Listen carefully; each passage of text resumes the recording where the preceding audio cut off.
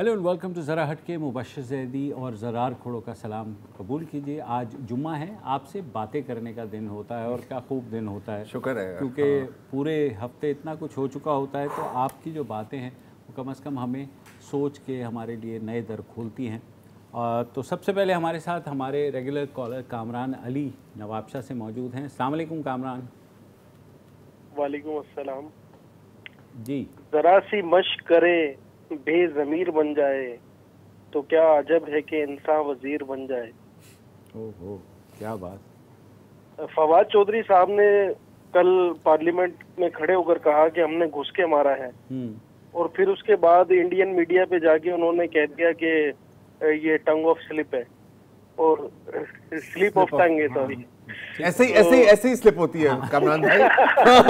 देख लिया आपने, देख लिया ना यार, ये बस ये पकड़े गए यार। हाँ, बहरहाल वो अयाज सादिक जो है एक आम मेंबर पार्लियामेंट है, उसकी स्टेटमेंट पे जो है वो ISPR ने सारी तोपों का रुख उसकी जानिब कर दिया, और जो एक सिटिंग मिनिस्टर है उसका एक गैर जिम्मेदाराना जो स्टेटमेंट है उस पर कोई रिएक्शन नहीं है, और किसी ने FIR भी नहीं कटवाई इंडियन बयानिए को आगे बढ़ाने की। अच्छा कामरान भाई, इस पर मैं थोड़ा सा आपसे डिसएग्री करूंगा, क्योंकि जो अयाज सादिक साहब ने बात की है वो एक इन कैमरा मीटिंग की डिटेल्स आप बता रहे हैं, एंड आई थिंक के, और दूसरी बात है कि जो नैरेटिव रहा है इंडिया का उसको आप वो थोड़ी सी सपोर्ट में आ रही थी। अच्छा, इसका ये मतलब नहीं है कि चौक में फांसी दे दो and so on and so forth जैसे लोग बातें कर रहे हैं। फवाद की थी, माना कि इज स्टेटिंग मिनिस्टर, सीधी बात थी, जबान की एक बार नहीं 2-3 दफा स्लिप की थी। घुस के मारने के कोई मकसद नहीं है, वो घुसे थे, हमने मारा था, सीन ये था। और बालाकोट की बात कर रहे हैं आपने, पुलवामा कर लेंगे, दोनों चीज़ों को थोड़ा सा ट्विस्ट किया जा रहा है। लेकिन मेरा ख्याल है कि टू मी अयाज सादिक की दोनों बातें नहीं होनी चाहिए थी, लेकिन अयाज सादिक की जो स्टेटमेंट है वो ज़्यादा टारगेटेड थी, and I think in a way it was more damaging. वो एक अलग बात है कि इंडियन मीडिया ने फवाद की स्टेटमेंट को ज़्यादा उछाला है। That's my opinion. आप बता दें। मैं क्या कहूँ कामरान भाई, आपको सिर्फ ऑफर ही कर सकता हूँ, एक वीडियो डाले में शुमाली इलाका जात की सैर फ्री अगर आप करना चाहते हैं। क्यों ऐसी बातें कर रहे हो बेचारे के साथ? तो बहरहाल क्यों, क्या उमर फारूक साहब हैं, जवाब नहीं देना तो ना दिया करो उमर, क्या डरा रहे हो बंदों को? जी अस्सलाम वालेकुम, कैसे हैं? जी हेलो सर। हेलो जी सर, आपकी आवाज आ रही है उमर साहब। मुझे नहीं पता कि ऐसे फोन करने से कोई असर होता है नहीं होता, बस मुश्किल फोन करने वाले का कैथारसिस हो जाता है। जरूर। पिछले दिनों जो वो आरजू लड़की का जो आपने इंटरव्यू दिया था वो परसों तरसों, बेतहाशा अफसोस हुआ। अब पाकिस्तान में ताकतवर हलके किस बेरहम हो गए हैं। यानी अगर ये पहले ही उसको शाहरुख जतोई को फांसी दे देते जो जेल से वी के निशान बना रहा था। एक वो साहब थे जिनके फ्रिज से शहद निकला था। अभी कुछ अर्से पहले सिविक सेंटर के अंदर गोलियां चल गई, वो भी यकीनन पैसे के लिए चली होंगी। ये कब तक ये इतने लोग पिसते रहेंगे? हम नवाज शरीफ और इमरान की लड़ाई क्यों लड़े? हमारा बुनियादी मसाइल तो इस किस्म के बिजली, पानी, गैस है। हम क्यों उनका ईंधन बने? 70 साल से हम इंसान लोगों का ईंधन बन रहा है, लेकिन कोई सिस्टम नहीं सुधरता। बिल्कुल आप सही कह रहे हैं उमर फारूक साहब। ये जो आपने बातें की हैं, बिल्कुल हमारे बदकिस्मती यही है, और ख़ास तौर पे जो आरजू बच्ची के साथ हुआ है वो वाकई इतना बड़ा जुल्म है। अब शुक्र है गवर्नमेंट ऑफ सिंध ने कहा है कि वो इस चीज़ को कोर्ट में चैलेंज करेंगे, क्योंकि इसमें तशवीशनाक बात ये थी कि कोर्ट ने भी आरजू को उसके जो शौहर है, जो जिसकी उम्र 44 साल है, और उस 13 साल बच्ची को उसके हवाले करने का हुक्म दिया। तो उस पर खासा शोर व गुल हुआ है, और होपफुली ये चीज़ें आगे जा कर के जो है अच्छा ये जो बात की ना अभी उमर साहब ने कि पॉलिटिकल राइवलरी की बात की ना, Imran versus Nawaz, Nawaz versus so on and so fourth. अच्छा, इस केस में हम देख रहे हैं एक तरह से एक पॉजिटिव पॉलिटिकल राइवलरी भी, क्योंकि हुकूमत सिंध हरकत में आई। पहले मुर्तज़ा वहाब ने कहा कि हम इस पर करेंगे, फिर बिलावल भुट्टो ज़रदारी की ट्वीट आई कि we will appeal to the court. और अपील टू द कोर्ट ही आप कर सकते हैं, क्योंकि अब ये मामला कोर्ट में चला गया, कोर्ट ने ऑर्डर पास कर दिया है, तो फिर वो आप उसको अगर वहाँ से खिलाफ वर्जी करेंगे तो फिर कंटेम्प्ट हो जाती है। तो इसको इसी चैनल से अप्रोच करना होगा अनफॉर्चुनेटली। उसके साथ साथ मिनिस्ट्री ऑफ ह्यूमन राइट्स की भी एक ट्वीट आई है शरीन मज़ारी साहिबा की कि जी हम भी इसे देख रहे हैं। तो ये पॉलिटिकल कंपटीशन है, ये वाली पॉलिटिकल कंपटीशन मुझे चाहिए। हाँ, डिलीवर करने में, ये नहीं कि तुम ऐसे हो तो तुम अपना नाक देखो यार, कितने बदशक्ल हो तुम, हाँ बाल नहीं कंघी करते, तुम दांत नहीं धोते, ये नहीं चाहिए यार, ये it's a waste of time for me. Rahil Asher Karachi से। अस्सलाम वालेकुम राहिल, कैसे हैं? जी अस्सलाम वालेकुम। वालेकुम अस्सलाम। जी भाई। अच्छा देखें जी, आज तो 12 रबीउल अव्वल है, हमारे नबी करीम सल्लल्लाहु अलैहि वसल्लम का यौम पैदाइश है, और जिनके लिए ये अल्लाह ताला ने दुनिया तख्लीक की, और हम अपने आप को बड़ा खुश नसीब समझते हैं कि हम उनके उम्मती हैं। मैं आज बात करूंगा ये जो फ्रांस का है, इसमें मैं आपको एक कुरान शरीफ की सूरह तौबा की आयत नंबर 61 का इंग्लिश तर्जुमा बताता हूँ। And those who abuse messenger of Allah for them is a painful punishment. Allah ताला ने ये फरमा दिया कुरान मजीद में, ठीक है, अवाम जो है, मुसलमान जो है, वो इंडिविजुअल तौर पे अपने तौर पे फ्रांसीसी आइटम्स का बॉयकॉट कर रहे हैं। मेरे आपसे दो सवाल हैं इस हवाले से। एक, पिछले साल इमरान खान साहब जब गए थे न्यूयॉर्क, उन्होंने कहा था कि पाकिस्तान, मलेशिया और टर्की मिलकर एक चैनल बना रहे हैं जो इस किस्म की चीज़ों का मुकाबला करेंगे, दुनिया को बताएंगे कि ये आप मुसलमानों के सेंटिमेंट्स के साथ मत खेलें। नंबर एक। दूसरी बात करूंगा कि जी क्या हमारे मुसलमान जो सारे हुक्मरान हैं, क्या वो बिल्कुल सोए हुए अपने इंडिविजुअल्स को छोड़ के उस हस्ती के लिए एक नहीं हो सकते कि उनको कहें कि जी जिस मुल्क ने ये हरकत की या सरबराही की या सरपरस्ती की, हम उसके साथ हर किस्म का ताल्लुकात खत्म कर देंगे, पैसा भी है, पेट्रोल भी है, सब कुछ भी है। तो मेरा आपसे सवाल है कि ये दो चीजें क्यों नहीं हो सकती हमारे मुसलमानों में, या जो हमारे जो लोग हैं ये जो चीजें हैं ना रहील अशर साहब, ये सिर्फ नसीम हिजाजी की नॉवलों में ही होती हैं, रियलिटी में कभी नहीं होता। आप अगर क्रूसेड्स का टाइम भी देख लें, और मैं वो आइडियलाइज रोमांटिक हिस्ट्री की बात नहीं कर रहा, मैं एक्चुअल हिस्ट्री की बात कर रहा हूँ, उस वक्त भी आपके पास ऐसे ममालिक थे जिन्होंने सलेबियों को सपोर्ट किया था, ठीक है। मिस्र ने for example the Fatimid caliphate was supporting them, so on and so forth. ये हमारी तारीख है। यार लाखों बंदों का कत्ल हो जाता है, हाँ, इराक में the US killed tens of thousands of people. कितने लोगों ने अपना यूएस वीज़ा फाड़ के फेंका है बॉस, मुझे ये बताएं, ठीक है। भारत को यही ममालिक भारत को सपोर्ट करें, कश्मीर में जो हो रहा है वो हो रहा है। वीगर्स का आप केस देख लें चीन में, आप हर जगह देखें, आप फ़लस्तीनियों का देखें। आपका क्या ख्याल, हम क्यों इतनी अपने आप को हम धोखा ना दें कि किसी भी इस तरह के पॉइंट पर वो यूनाइट होंगे जब अपने नेशनल इंटरेस्ट के लिए कोई यूनाइट नहीं हो सकता। सर सही बात, ये बात है। आई एम सॉरी अगर ये बात बुरी लगी, लेकिन हकीकत यही है। सिद्दीकी साहब हैं हमारे साथ कराची से ही। जी अस्सलाम वालेकुम सर। अस्सलाम, कैसे हैं सर? यहाँ से देखिए कर रहा हूँ। जी साहब कैसे हैं सर? ये मैं बोल रहा था कि अब सवाल असेंबली, जो कौमी असेंबली जो है ना, वो हाइड पार्क और फलां पार्क टाइप की बन गई है। यहाँ आवाम महंगाई में पिस रही है, उसकी वहाँ बात होने को तैयार नहीं। वहाँ एक शोशा छोड़ दिया जाता है, 20 दिन मीडिया और हम सब लग जाएंगे, वो भूल जाएंगे क्या महंगाई हो रही है, क्या है। इस पर देखिए मसला क्या है, आप दोनों देखें, ऑपोजिशन को भी देखें और गवर्नमेंट को भी देखें, सबकी बातें सब जगह रिकॉर्ड मौजूद हैं। हर आदमी की क्लिप तक निकाल के देख लिया जाए तो मेरे ख्याल में पूरी असेंबली समेत सब गद्दार हैं, पूरी असेंबली समेत। क्यों कि इन लोगों ने अपने अपने वक्तों में हर कुछ ने जो जिसके मुंह में आया बोल दिया। अब उसकी रिकॉर्डिंग तो सबके पास मौजूद है। अब इस तरह नहीं होगा, पाकिस्तान को आगे बढ़ना है तो आप भूलें, और असेंबली को जो काम की जगह है, जहाँ कानून बनने, वहाँ तो कानून बन नहीं रहे। आप यकीन करें, महंगाई का तूफान हद से गुजर गया, कराची की डेवलपमेंट का कहाँ गया काम, ये सब भूल जाएंगे। अब आप चर्चा 1 हफ्ता 10 दिन यही होता रहेगा। ऐसा ही है सर, ऐसा ही है। I think you rightly put it. इसमें हम कुछ मजीद ऐड नहीं कर सकते, नहीं कोई ऐड करने की जरूरत ही नहीं। महंगाई के ऊपर किसी की भी तवज्जो नहीं है। काशिफ लतीफ साहब, ये सब सारे काम आसान है ना यार, ये काम आसान है, गालियां दो एक दूसरे को, डाइवर्ट कर दो, डाइवर्ट कर दो, तू गद्दार। हाँ जी, काशिफ लतीफ हैं सक्खर से। जी काशिफ साहब। अस्सलामुअलैकुम सर। वालेकुम अस्सलाम। जी भाई। ज़रार साहब और मुबशर गजी साहब, आपको बहुत बहुत सलाम है सर। वालेकुम अस्सलाम। जी सर। अच्छा सर, मेरा सवाल एक तो फवाद चौधरी साहब के हवाले से, जो उन्होंने बयान दिया है।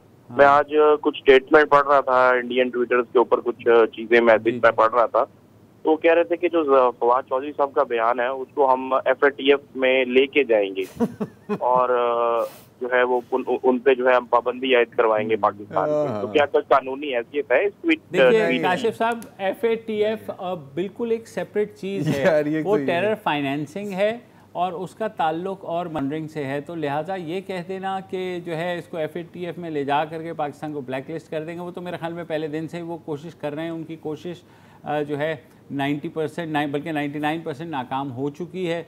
अब हमने वाइट लिस्ट में आना है, उसके लिए ज़ाहिर है हमें जो है कुछ इक़दाम और लेने पड़ेंगे, लेकिन मेरा नहीं ख्याल कि ये बात इंडियन मीडिया से निकल के कहीं किसी संजीदा फोरम पे जाएगी। हाँ बिल्कुल। और दूसरी बात है यार, देखें यार वो सटे आ गए हैं सारी, वो चरिए हैं, वो जो भी बात कर लें, करने दो यार, करने दो। जैसे रोड पे जो पागल घूम रहा होता है, वो चिल्ला रहा होता है, आप जाके रुक के उससे कॉन्वर्सेशन तो नहीं करते। सही बात है। ब्रेक ले ले सर, ब्रेक ले।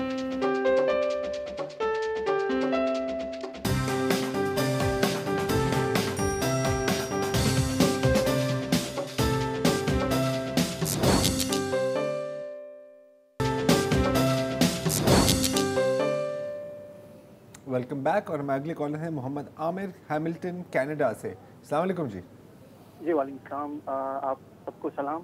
वालेकुम सलाम। और सबसे पहले तो जो कंटेंट और टॉपिक्स आप लेते हैं, मेरा ख्याल में वही जिहाद है जो आप लोग करते हैं सच्चे मानों में। बड़ी मेहरबानी। अल्लाह मियां आप लोगों की हिफाजत करे। बस आप लोगों ने घबराना नहीं। यार ये जुमला सुन के ही आप घबराहट शुरू हो जाती है। टिकटॉक ले ही आए बीच में यार, वेरी टिकटॉक एंडिंग। दूसरी चीज ये कि मैं सुन रहा था आप लोगों ने ऑलरेडी फवाद साहब को डिस्कस किया है, और लेकिन सिर्फ मैं हल्का सा टच करूंगा, वो ये कि हमें जो है वो ATC नहीं बल्कि ATB चाहिए है, क्रॉस द बोर्ड चाहिए। देखें इमरान खान साहब ने भी क्या क्या कुछ नहीं कहा, उन्होंने ईरान जाके कहा, अक़वाम मुत्तहिदा में कहा, I don't want to repeat all that, लेकिन ये अक्रॉस द बोर्ड करें प्लीज। एक आदमी अगर वो गद्दार है तो फिर आप सबको फिर सब गद्दार हैं, यही मसला है। बिल्कुल। आप दूसरी चीज, जी सॉरी आपने नहीं आपकी बात दुरुस्त है, फरमाइए अगली बात। दूसरी चीज ये कि आरजू मसीह का मैं टच करूंगा। देखें मैं सिर्फ अपनी बात नहीं कर रहा, being in Canada, wherever Muslim, not even Pakistani, Muslim जो बाहर हैं, हम डिमांड करते हैं कि जी हमें इक्वेलिटी मिले, ठीक है, from non Muslim, if you are in France, if you are Norway, whatever.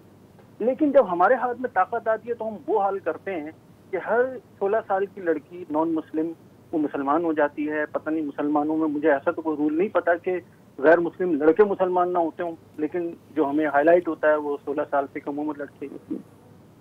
बिल्कुल। तो ये करना था। और तीसरी चीज ये, इन 90s मैंने ये पढ़ा है और देखा है कि वर्ल्ड बैंक वाले मनमोहन सिंह को लेकर आए, एक थिंक टैंक बना, and it's surviving ever since. क्या आप लोगों से सवाल ये है, हमारे यहाँ कुछ थिंक टैंक है? अगर नहीं है तो क्यों नहीं है? हम इसको क्यों नहीं डेवलप करते, बजाय इसके कि हम सर्टिफिकेट बांटते फिरें गद्दारियों के और वो सारी चीज। अगर हमारी इकोनॉमी सही हो जाए, मेरा ख्याल में that's basis and source of everything. आप अपने पैरों पे खड़े होंगे तो जिसको चाहे आप रख के थप्पड़ मारे। फिलहाल तो हमारा मुंह ही हाजिर है। बहुत शुक्रिया आमिर भाई, बहुत शुक्रिया। हमारे यहाँ सर थिंक टैंक्स का मसला ये है कि हमारी सारी थिंकिंग ही टैंक्स के अंदर होती है। हाँ बिल्कुल। ये I mean I am sorry channel cheap joke, मुझे पता है चीप जोक, लेकिन और मेरे पास कोई बचा नहीं है बॉस। टैंक सस्ते जोक्स में हम अफोर्ड नहीं कर सकते ना यार। बिल्कुल सही। आपको पता है क्या अब्दुर्रब फारूकी हैं टैंक एम्प्टी हो गया यार खान से। अस्सलाम वालेकुम अब्दुर्रब साहब। वालेकुम अस्सलाम सर। जी सर। बहुत अरसे के बाद, कोशिश के बाद आपसे टेलीफोन कॉल मिली। जी सर। और मैं दो चीजें यहाँ पे कहना चाहूँगा। एक तो मैं यूनिवर्सल पेंशन स्कीम के सिस्टम में कहना चाहता हूँ कि पाकिस्तान में एक मतलब हमें तहरीक चलाने की जरूरत है, और आप भी कंटिन्यूसली के बगैर किसी फॉल्ट के हर बुजुर्ग को जो 65 साल का हो जाए उसको हुकूमत एक खास रकम जो है वो उनको दे, बगैर उसमें इस तमीज के कि वो गरीब है या अमीर है।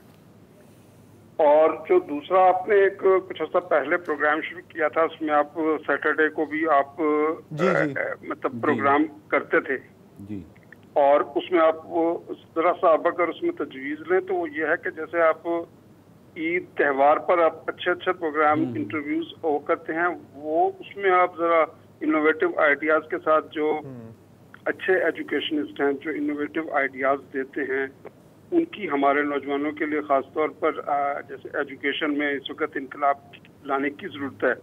रटा सिस्टम और एकेडमी माफिया के से निकलने की हमें ज़रूरत है। तो थोड़ा सा एक ऐसी जहत हमें बच्चों को देनी है जिसकी वजह से वो थोड़ा सा डिफरेंट सोचें और डिफरेंट को प्रोडक्टिविटी निकले। इसी तरह से यूनिवर्सिटीज़ का रोल जो है उसको ज़रा सा आप ज़रूर डिस्कस करें कि ऐसी हमारी 5 यूनिवर्सिटीज़ इस वक्त बन गई हैं जो रिसर्च पर और इन पर मतलब जो पहले से रिसर्च हुई चीज़ें उन्हीं को बार-बार रिसर्च कर रही है, कोई नई चीज रिसर्च नहीं हो रही। मतलब आउट ऑफ द बॉक्स सोच नहीं है या नई रिसर्च भी ही सही है, he is right, absolutely right. जी सर, सही बात।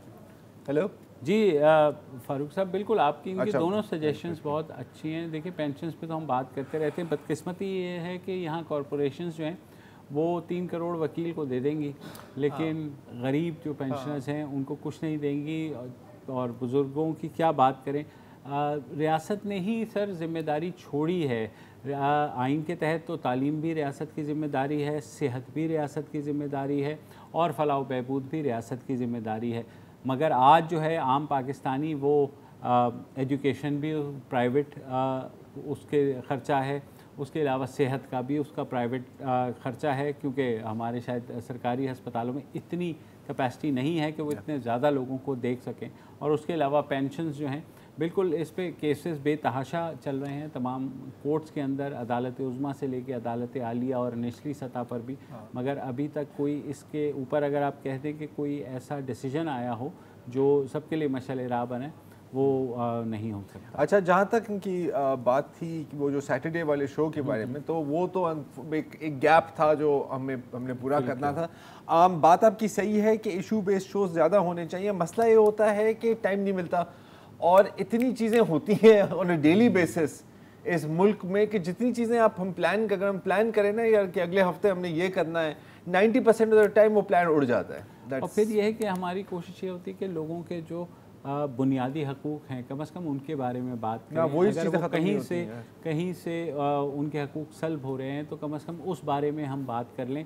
बुनियादी हकूक़ मिलेंगे तो फिर बातें आगे बढ़ेंगी। जहाँ तक एजुकेशन के बारे में आपने बिल्कुल एजुकेशन के हवाले से बिल्कुल इनोवेटिव शोज़ होने चाहिए। एक वक्फा ले लेते हैं, वक्फे के बाद आप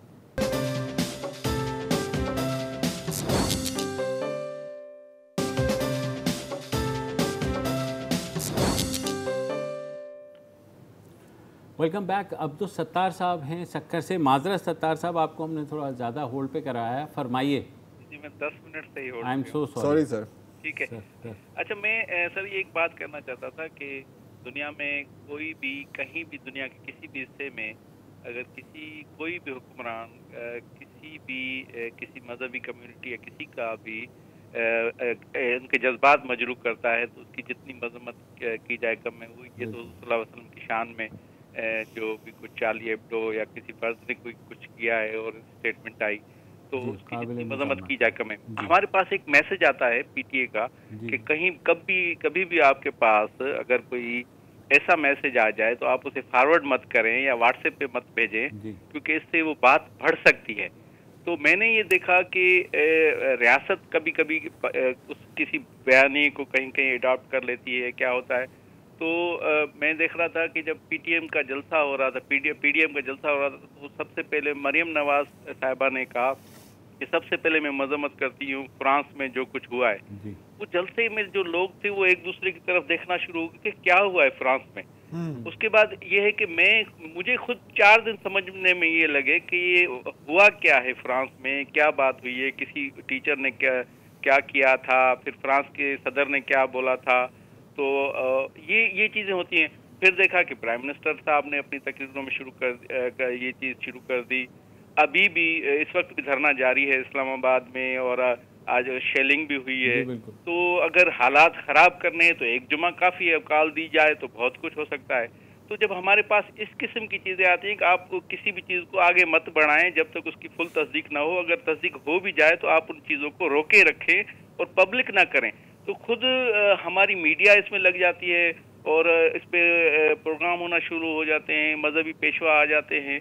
तो इस पे हमारा क्या रवैया है, हमारी खुद मीडिया का, नेशनल मीडिया का, हमारे ओपोजिशन का, हमारी हुकूमतों का? खुदारा आप तो चीज़ों को मत बढ़ाएं, आप तो उनको हिडन में रखें, आप पब्लिक क्यों कर रहे हैं? और ठीक है सत्तार भाई, आपका मैसेज समझ गया। देखिए आपके 2 पहलू हैं। एक तो व्हाट्सएप पे मैसेज को बिला ज़रूरत फॉरवर्ड ना करें, बिल्कुल सही बात है। मगर ज़ाहिर है आज वैसे भी ईद मिलादुन्नबी है, जिस नबी के हम मानने वाले हैं। ज़ाहिर है अगर कोई भी नाउज़ुबिल्लाह कोई उनके ख़िलाफ़ बात करता है तो हम सबको तकलीफ़ होती है। और अगर ये फ़्रांस जैसे मुल्क जहाँ बहुत राइट्स हैं, सारा कुछ है, अगर तवातुर के साथ इस्लाम के या नबी सल्लल्लाहु अलैहि वसल्लम के बारे में ऐसी बातें होंगी तो जो जज्बात हैं वो तो उभरेंगे। जहाँ तक मीडिया की बात है, देखें पाकिस्तानी मीडिया भी तब उठाता है जब इंटरनेशनल मीडिया पे वो चीज़ हाईलाइट होती है। पाकिस्तानी मीडिया पे तब उठा वाक़या जब तुर्की की तरफ से बयान आया, कतर ने बाइकॉट कर दिया, कतर ने सॉरी कुवैत ने बाइकॉट किया। कंज्यूमर बॉयकॉट्स तो काफ़ी जगहों में चलते हैं। तो जब ये एहतजाज फैलना शुरू हुआ तो पाकिस्तान में भी बदकिस्मती हमारी ये है कि हमारे यहाँ ज़ाहिर एहतजाज का तरीका जो है वो अभी उतना उस तरह नहीं पनप सका कि हम खामोश एहतजाज करें।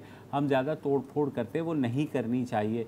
आप बिल्कुल एहतजाज आपका हक़ है, आइन कानून आपको हक़ देता है, और ज़ाहिर है जब दिल पे ठेस पहुंचती है किसी भी ऐसे बयान से तो जज्बात का उमड़ आना फितरी होता है। मगर ज़ाहिर है आपकी बात यहाँ तक दुरुस्त है कि इस पर जो एहतजाज का तरीक़ा है उसको ज़रा कंट्रोल्ड होना चाहिए। इम्तियाज़ हुसैन है हमारे साथ कराची से ही। जी इम्तियाज़ भाई।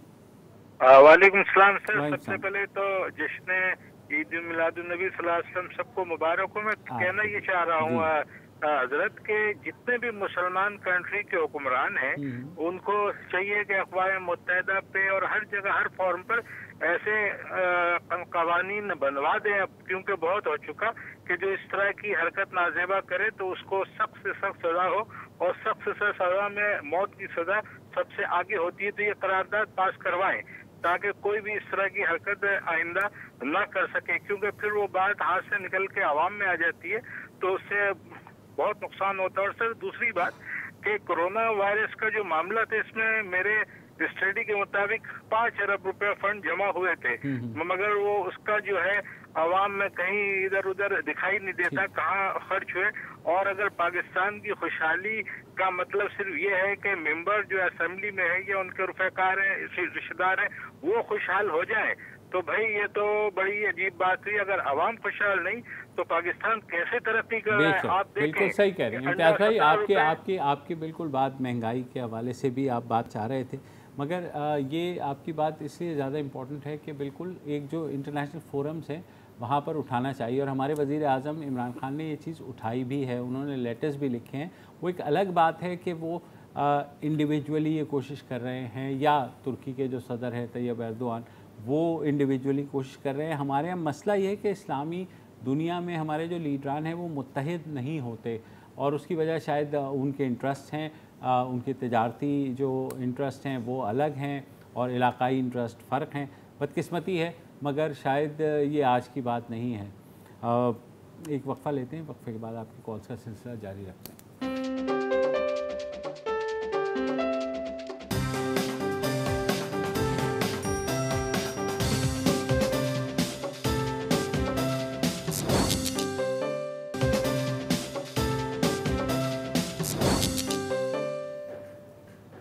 वेलकम बैक जी। और मैं अगले कॉलर हैं मोहम्मद सरवर साहब लाहौर से। अस्सलाम वालेकुम सर। हेलो जी सरवर साहब।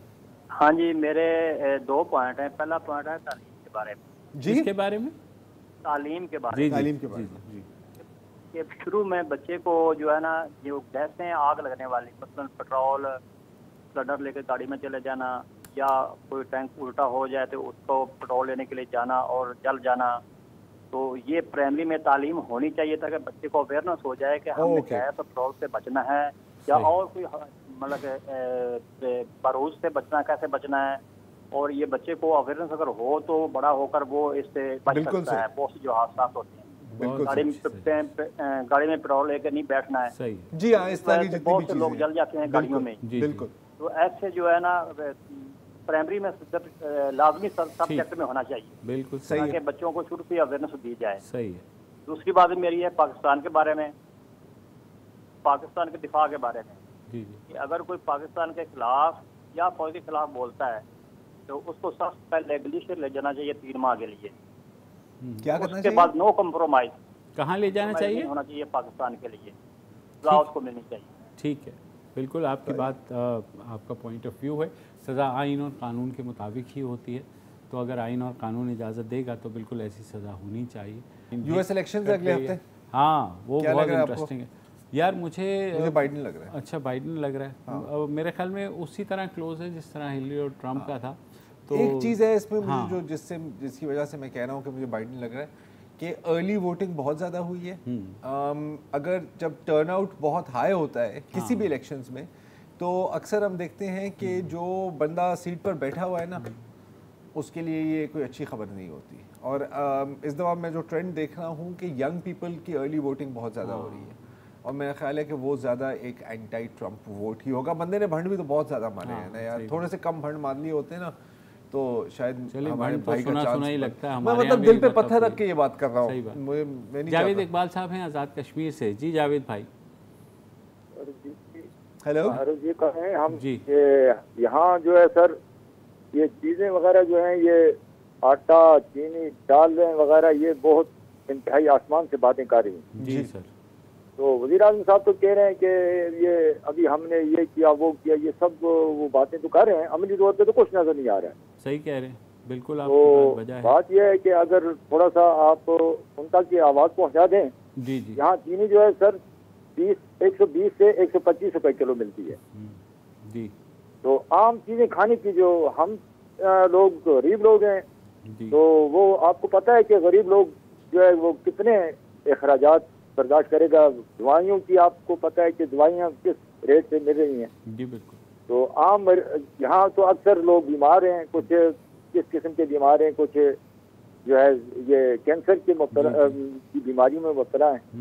ये आवाज़ हमारी भी अगर आप चलो मेहरबानी फरमाएं तो आप आगे तक पहुंचा दें। जी जावेद भाई, बहुत शुक्रिया आपके कॉल करने का। हमारे तवज्जुह से तो आपकी बात पहुंच गई। हम खुद भी कोशिश कर रहे हैं पास पहुंचाने की आवाम की, कि महंगाई से बहुत ज़्यादा वो सताए हैं, शिकवा भी कर रहे हैं, और हुकूमत जो है फ़िलहाल हर हफ्ते वज़ीर आज़म जो है किया यार। क्या अभी मैंने आज खबर पढ़ा था कि टाइगर फोर्स का हेडक्वार्टर आरफा करीम सॉफ्टवेयर सेंटर में बना दिया है यार, और तो बिल्कुल टेंशन लेने की कोई ज़रूरत नहीं है।